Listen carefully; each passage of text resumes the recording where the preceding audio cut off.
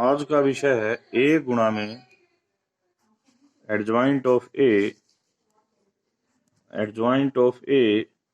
गुणा में A is equal to A mod into identity.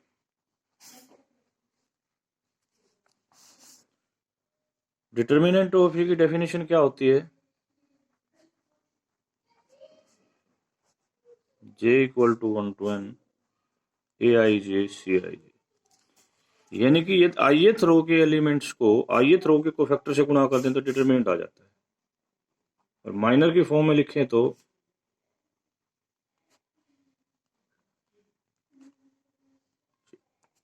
ये होती है। हमने एक और बात बताई थी, ध्यान से देखो, यदि हम ये लाइन लिखें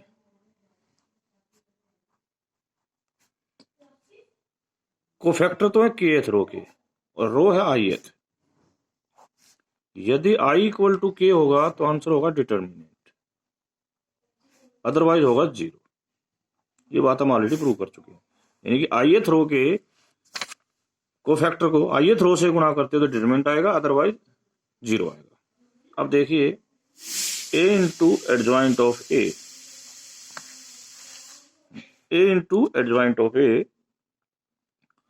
जो एडजॉइंट की मैट्रिक्स बनती है ए मैट्रिक्स ये बनेगी A11 A12 A1 A21 A22 A2 AN1 AN2 AN है।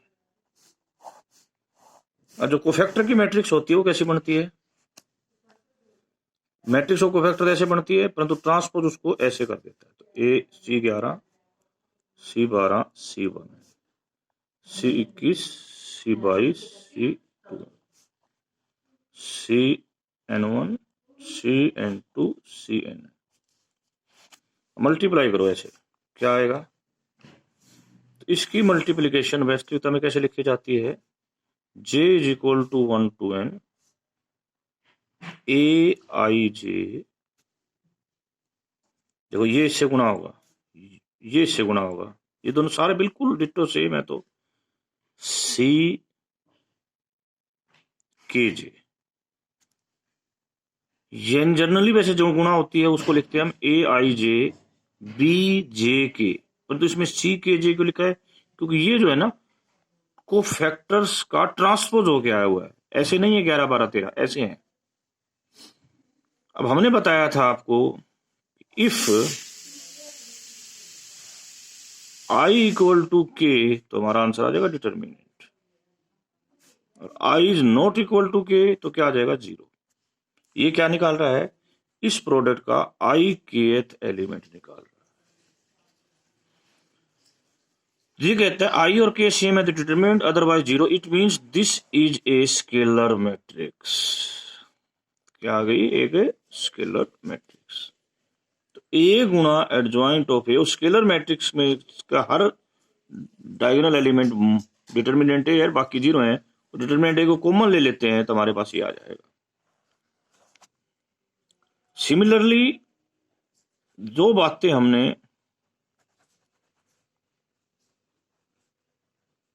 रो के लिए की थी, यदि कॉलम के लिए करते हैं तो we can prove that. Do it self. Next, हमने कुछ दिन पहले एडजॉइंट की डेफिनेशन डिस्कस की थी। हमने कहा था यदि मैट्रिक्स 2 क्रॉस 2 की या मोर की है तो हम क्या करते हैं? हर एलिमेंट का कोफैक्टर निकाल लेते हैं और मैट्रिक्स ऑफ कोफैक्टर को हम का ट्रांसपोज कर देते हैं, उसको बोल देते हैं adjoint. But if matrix is 1 cross 1 like that, तो इसका एडजॉइंट क्या होगा? 2 सिचुएशन है यहाँ पे, हर सिचुएशन का हम जिक्र करते हुए चलेंगे। What is first situation? यदि A11 नॉट इक्वल टू 0 होता, ठीक है। सेकंड सिचुएशन A11 0 होता। 1 by 1 हर सिचुएशन का जिक्र किया जाएगा। यदि A11 है और A11 नॉट इक्वल टू 0 है इसका डिटर्मिनेंट भी A11 हो गया, नॉट इक्वल टू, तो ये मैट्रिक हो गई इनवर्टिबल। हमने इनवर्स का रूल ये बना रखा है 1 बाय डिटर्मिनेंट ऑफ ए गुणा में एडजॉइंट ऑफ ए, करेक्ट। अभी करते हैं, यदि मैं इसको ए से गुणा कर दूं तो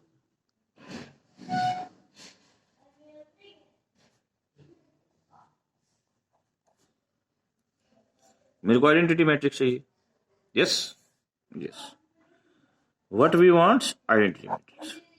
अब हम आते हैं कि इसका इनवर्स कैसे निकलेगा। हम इसको एक मैट्रिक्स बी से मल्टीप्लाई कर देना चाहते हैं ताकि हमारा आंसर आ जाए आइडेंटिटी। ये है इनवर्स की परिभाषा। तो A11 गुणा बी इज इक्वल टू 1, तो B is equal to 1 by A11। तो इसका इनवर्स क्या आ गया, ये आ गया। यदि हम A11 को बाहर कॉमन ले लें तो ये आ गया। This is written like that 1 by determinant of A, तो this is adjoint of A। तो ये बात होगी, इफ A का डिटर्मिनेंट नॉट इक्वल टू 0 है तो ओ एंड मैट्रिक्स कितने की, 1 क्रॉस 1 की, तो एडजॉइंट ऑफ A ये मैट्रिक्स आती है। केस 2,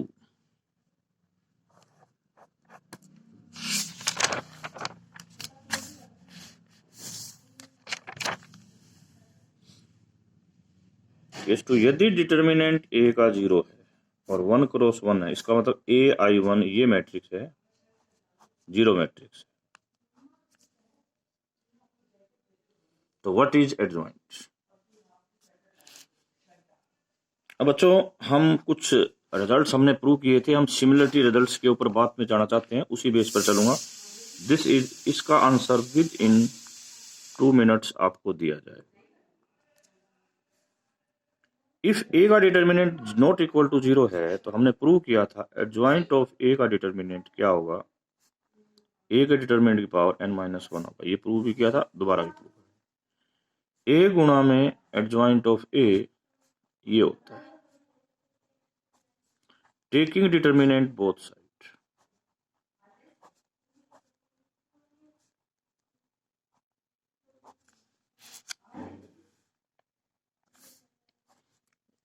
ए बी का डिटर्मिनेंट था डिटर्मिनेंट ऑफ ए गुणा में determinant of B.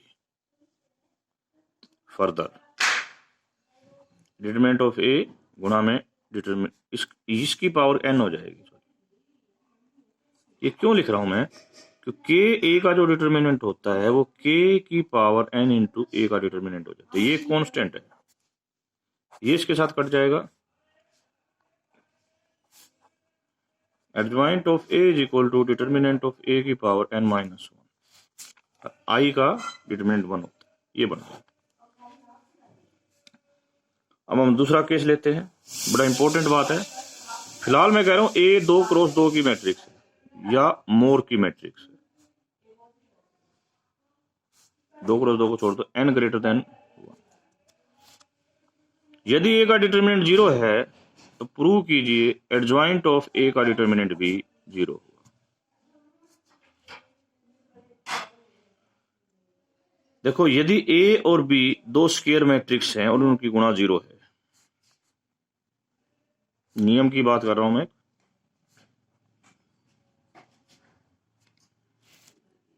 If A is non singular तो ए का इनवर्स एग्जिस्ट करेगा।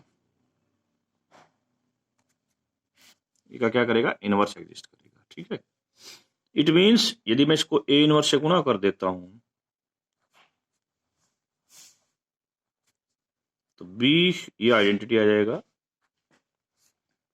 ये 0 आ जाएगा। This means B should be 0 matrix. यही बात इस क्वेश्चन पर लगाते हैं, ए गुणा में एडजॉइंट ऑफ ए 0 मैट्रिक्स होगा। ये हमने ऊपर रूल प्रूव किया आज।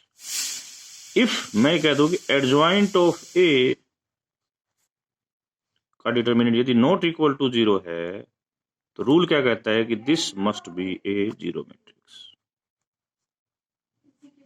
यदि ए जीरो मैट्रिक्स है और एडजॉइंट 2 क्रॉस 2 का है तो एडजॉइंट भी क्या होगा, जीरो मैट्रिक्स होगी। करेक्ट। फिर सुनो, यदि ए जीरो मैट्रिक्स है तो उसका एडजॉइंट भी जीरो मैट्रिक्स होगी, तो उसका डिटर्मिनेंट भी क्या होगा, जीरो होगा, which is a contradiction with this fact.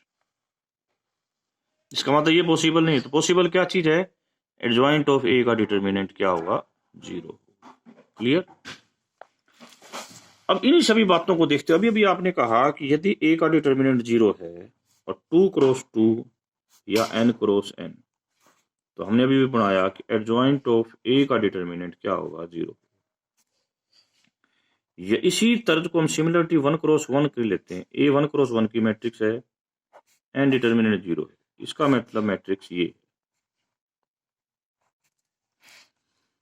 इसका जो एडजॉइंट होगा वो हमें ये लेना पड़ेगा, कुछ और नहीं ले सकते, क्योंकि हमें इसका डिटरमिनेंट जीरो बनाना है ताकि रिजल्ट्स को जनरलाइजेशन कर सकें। तो यदि मैट्रिक्स 1 क्रॉस 1 की है और मैट्रिक्स ये है, तो इसका एडजॉइंट या तो ये होगा या ये होगा, सिचुएशन पर डिपेंड करेगा, ए इज नॉन सिंगुलर और सिंगुलर। अब कल एक रिजल्ट और डिस्कस किया था, एडजॉइंट ऑफ ए, जिसका उत्तर हमने निकाला था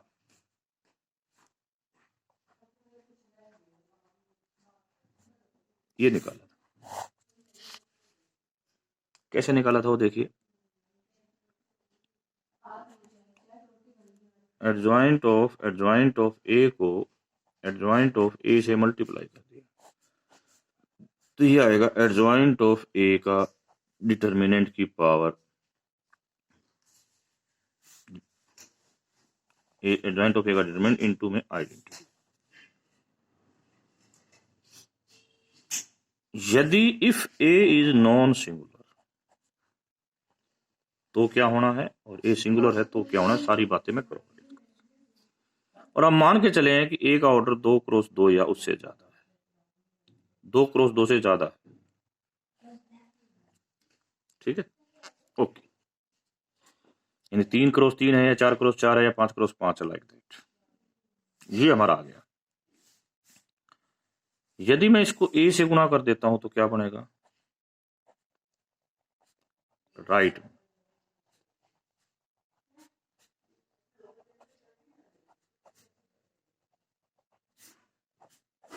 ये बन जाएगा determinant of A into identity.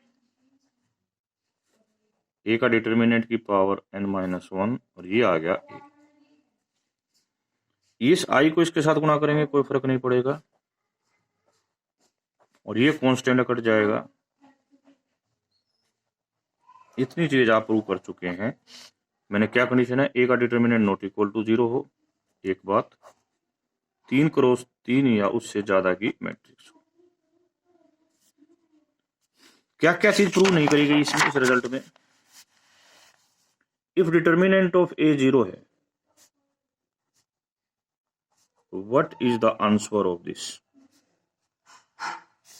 If A is 3 cross 3 और more की मैट्रिक्स। क्वेश्चन नंबर 2, ए यदि 2 क्रॉस 2 की मैट्रिक्स है तो एडजॉइंट ऑफ ए आ जाता है।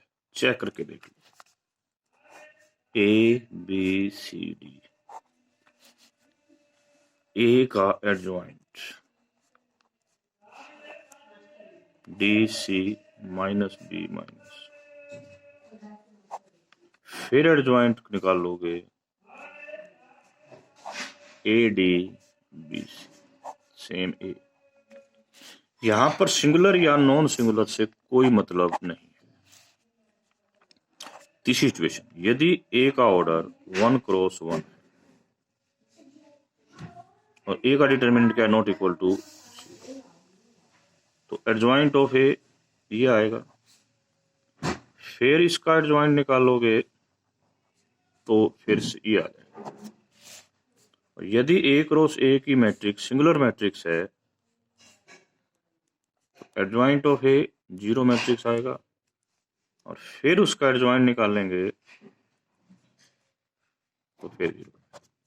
एक सिचुएशन का उत्तर हम देने में भी आपको कामयाब नहीं हुए हैं, वो क्या है, ये वाली। यदि ए का डिटर्मिनेंट जीरो है तो एडजॉइंट ऑफ ए का की वैल्यू क्या होगी। ठीक है, रैंक के चैप्टर में वी विल डिस्कस दिस। ये बच्चों जो आखिरी चीज कराई है ना मैं यहां से लेके, ये बड़ी कंसेप्चुअल है।